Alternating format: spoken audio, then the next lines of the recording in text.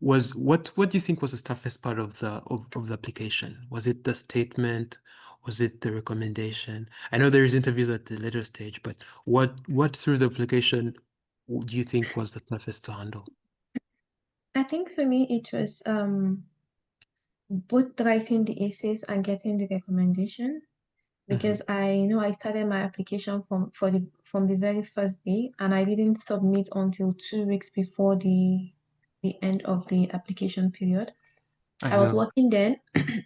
I always had a paper on me in my pocket and I was jotting down things and then it took a lot of writing because I had like a set of stories I initially wrote and I like this is not going to work and then I started from the beginning and I know what really changed the stories I later submitted for the scholarship. I reached out to somebody, is a night NSC scholar, and I reached out to him.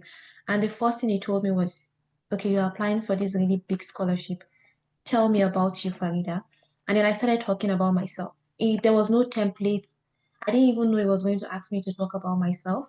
And I know I talked about everything I was doing. And it was like, hold on. I hope this is what you are writing for the scholarship. I'm like, no, this is not what I'm writing. This is your story.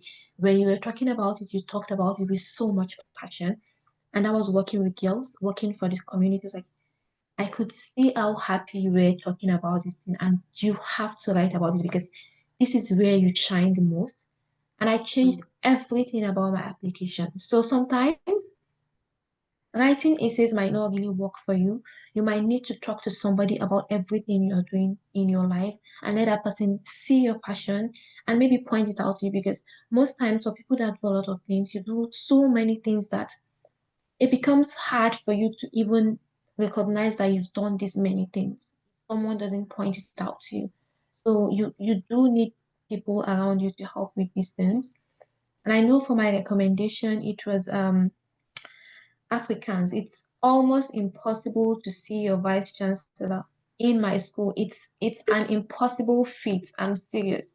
One, the Yeah. country was on strike, so all Hmm. universities were closed down and I was expected to somehow meet the VC. One, like the Senate building, which is where the whole governance of the university takes place, was even locked. Students were not allowed to go in. And I don't know, as Rachel said, grace, because I met so many people who wrote so many letters for me until it got to the vice chancellor. And then I'm like, okay, now that I've gotten the vice chancellor's approval, this is the sign. I am going to do this till the end because when working with the McCall McBain scholarship, it's very easy to give up.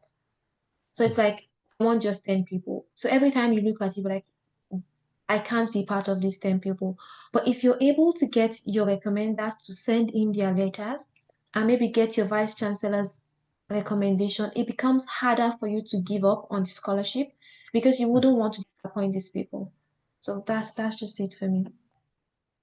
I think the hardest part was putting my thoughts together for the essays Hmm. because I had to put over 20 years of my life into a few words for it to make sense to someone who knew nothing about where I'm coming from. And painting a picture that will make the person know something about me was a very hard thing to do. So, like Farida, I was also working at that time and it was on my mind almost every single minute. And I was constantly writing on my phone, the notepad on my phone. I would jot down points. And when I get home after work, I would put flesh to the skeletons I jotted down during the day. But I had a very good community supporting me, like a very good community. I cannot be grateful or thankful to my lecturer, Dr. Vincent Kusiche, who reviewed, there was constant review of my essays. Like I would write one piece and I would send it to him. He would give me feedback and then give it back to me. I would rewrite, send it to him. It was like that back and forth until we got what I can term the perfect essay. And also IPO Ken Wesley played a major role. Unlike Farida, I did not have to worry about getting a VC endorsement because IPO University had already taken care of that through an interview session we had before that. So I knew once I submit my application, I was going to get the endorsement from my VC. I did not have to chase anybody around to get that endorsement. So yes, my university played a key role. My lecturer helped me so much. So yeah, I think the most difficult part will just be that thoughts, gathering the thoughts and making meaning out of it, making sure that my story actually makes sense. And then anybody who picks up my story without knowing me or where I come from can imagine what I've been through and the story that I'm telling.